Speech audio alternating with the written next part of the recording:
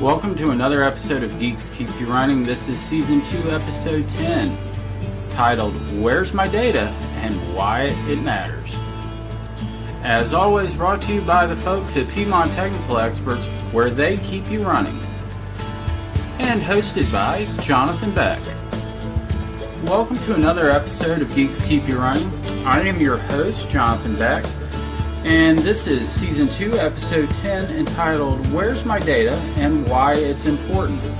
So specifically, what we'll be doing today is diving into where you're saving your data, whether it's on your computer or in the cloud, and why is it important to know where your data is and how to protect that data. Let's dive right in. Where could my data be? It really boils down to one of two spots. It's either going to be local on your network or it's going to be in the cloud. There is a couple of exceptions based on data syncs, but we'll get into that as we move through the slides. Why is it important to know where my data is? You protect your data in different ways depending on where your data could be. So this is a little bit of a trick question. Where should my data be? Well, it depends on what kind of data we're talking about. So files like Word documents, Google Sheets, PowerPoint presentations, pictures, things like that, they are ideal candidates to store out in a cloud like OneDrive, SharePoint, or Google Drive. However, if we're talking about data files like QuickBooks data files, QuickBooks is not supported in any cloud environment. It's not designed to have the QuickBooks file living out in OneDrive, SharePoint, Teams, etc., and then have the client run locally on your machine. The QuickBooks file needs to be on the same network as where you're running QuickBooks. Now, the exception here is if you're using QuickBooks Online. That is all web-based versions of QuickBooks. The data and the actual application is hosted in Intuit's cloud. That is acceptable usage of QuickBooks in the cloud. So let's start off by talking about local storage. And we're going to start off by talking about different types of local storage. Alright, for local storage, we have a lot of different options here. Number one, we could be talking about the hard drive in your computer. That's a flavor of local storage. We could be talking about a file server.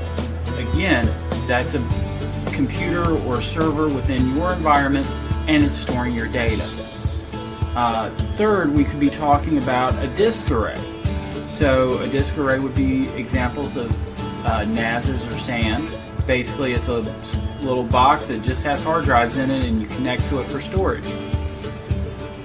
Another form of local storage is going to be all of your USB drives, those little thumb drives that you lose all the time. That's an example of local storage. The external hard drives, those are also examples of local storage. So what's the pros of using local storage? Well, number one, you may have an application like I previously mentioned, QuickBooks, that requires that the data file and the application be local in order for it to be a supported install of that particular application. Another reason why you may want to use local storage is if you have poor internet service. You don't want to be dependent on a questionable internet connection in order to have access to your files. Another reason why you may choose to use local storage is there is typically an ongoing cost of cloud storage. Also, as you use more cloud storage, there's an increasing cost. There's not necessarily the same increase in cost when you're talking about local storage. Whether it's USB thumb drives, those are very inexpensive products. External hard drives, very inexpensive products. NASs and SANs certainly can get up in cost, but they are, you pay it off and then you're done paying for it, whereas there's an ongoing recurring charge for cloud storage. Not necessarily negative, because there's additional scalability with cloud storage, which we'll get into a little bit later, but there's always going to be an ongoing cost with cloud storage, whereas there's potentially a point in time with local storage where you don't have to pay for it. So, number one con of using local storage, regardless of how much you spend on the drive, no matter how much maintenance you do to those drives, all hard drives will eventually fail. So you either have to be disciplined and replace them before they fail, or have a backup solution that allows you to access your data. Regardless, this particular con of using local storage means that you potentially have the possibility for downtime. Another disadvantage of using local storage is it's a little bit harder to scale. Typically, if you're using, say, like a NAS or a SAN, you really have to buy the enclosure which is basically the box that all the drives go in. You have to buy that enclosure not on where you're at today, but where you think you're going to be at when you plan on replacing that drive. So you have some empty slots available to add additional drives to, that kind of thing as you scale. We talked about the cost of local storage. The drives themselves are relatively inexpensive. The enclosures tend to have some cost to it. Also, if you're using your PC's hard drive, you've got to size your PC when you buy it for where you think you're going to need it to be at when you want to replace it, that kind of thing. Or else you're going to be fighting disk space issues through the course of the life cycle of that laptop or desktop. Now, when it comes to cloud storage, I'm really going to focus on two during this particular podcast. The first one is going to be Google Drive, and then the next one we're going to be talking about OneDrive, SharePoint, and Teams, which is Microsoft's version of cloud storage. So we're going to get started with Google Drive. Alright, so the pros of using Google Drive. Number one is price. With Google Drive, you can sign up for a personal plan that will give you between 25 and 30 gigs of online storage for free. Their paid plans are also very price competitive and gives you additional data storage options. Alright, outside of price, another benefit of Google Drive is anywhere access to your data that you have an internet connection. And I do mean anywhere. This could be off a laptop or desktop, and it doesn't have to be your laptop or desktop. If you needed to pull a file and were at a library, you'd be able to use one of their computers to access your data and print it out and do whatever you needed to.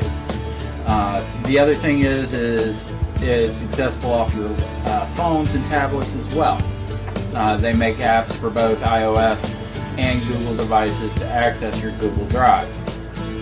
Alright, the final benefit of Google Drive is Google is backing up their data. They have geo-redundant data centers, so if they have an issue, say, in one of their data centers on the East Coast, you can still access your data because Google also has data centers on the West Coast.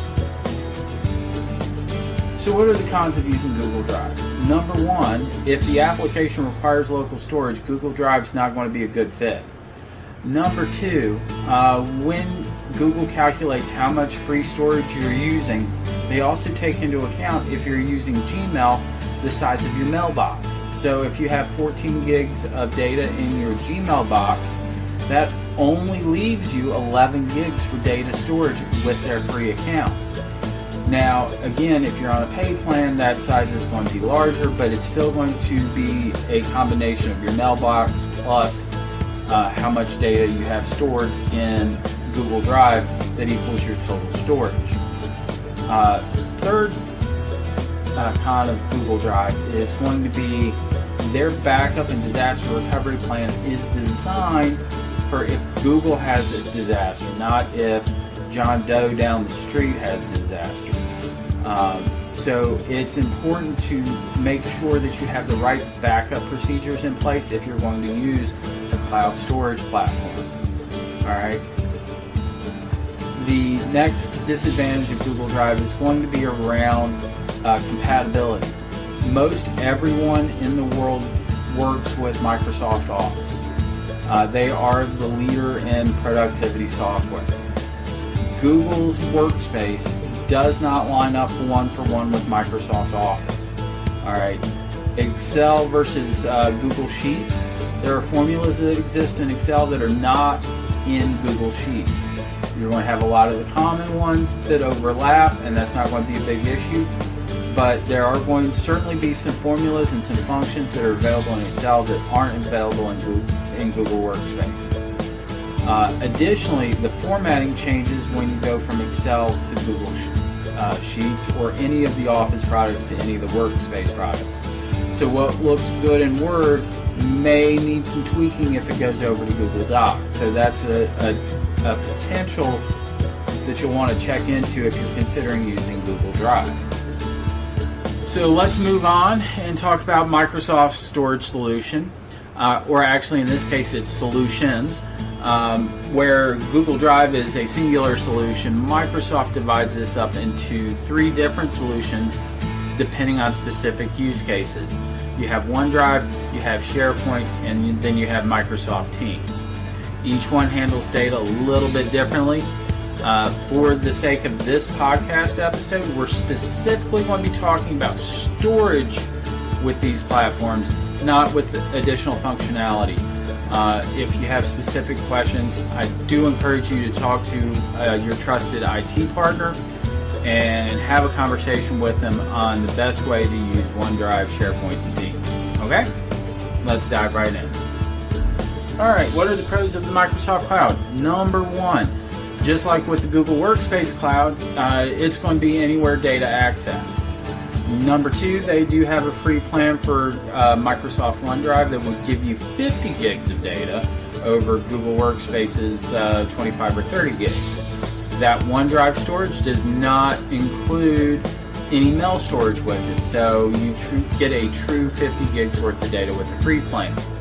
Their paid plans typically have either 100 gig or a terabyte worth of storage included with that plan. So you're getting a lot more data storage when you're getting into the paid plans than you do with the Google Workspace plans. Another benefit of the Microsoft Cloud is it is like the Google Cloud, anywhere access. So if you have an internet connection, you can access your data. Number 1 con that I hear about Microsoft OneDrive, SharePoint, or Teams, specifically as it relates to their paid plans, is price. Their cloud-based storage solution is more expensive than the Google Workspace, but on the previous slide we did talk about how you are getting much more storage than you would with a Google Workspace account, and it is true data storage and doesn't combine in like your mail storage in calculating how much drive space you have used.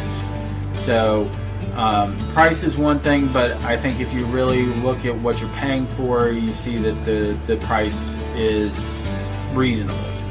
Alright, second con that I hear with Microsoft Cloud is going to be it is really designed to work with Microsoft Office. So if you're going to use OneDrive, if you're going to use SharePoint, Teams, whatever, say, especially on like a iPhone, Android device, tablet, MacBook, etc., you're really going to want to use one of your license activations by downloading the Office suite onto that specific device to have full functionality. You can certainly view a file using just native apps within the phone or tablet. It's just going to be very difficult to edit effectively without causing format issues or potential corruption. Alright, we've talked about some pros and cons of local storage and a couple cloud storage solutions. What is the right solution for you? Well, that depends on how you're using your data and what type of data you're using. I hope you have found this episode informative, and if you have questions, definitely reach out to a trusted IT advisor. And if you don't have a trusted IT advisor, feel free to reach out to Piedmont Technical Experts where they keep you running.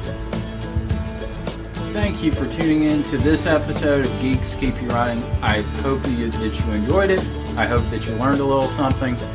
And if you did like this video, please remember to like, share, comment, and subscribe. Otherwise, I look forward to having you back at our next episode of Geeks Keep You Running. Have a great week.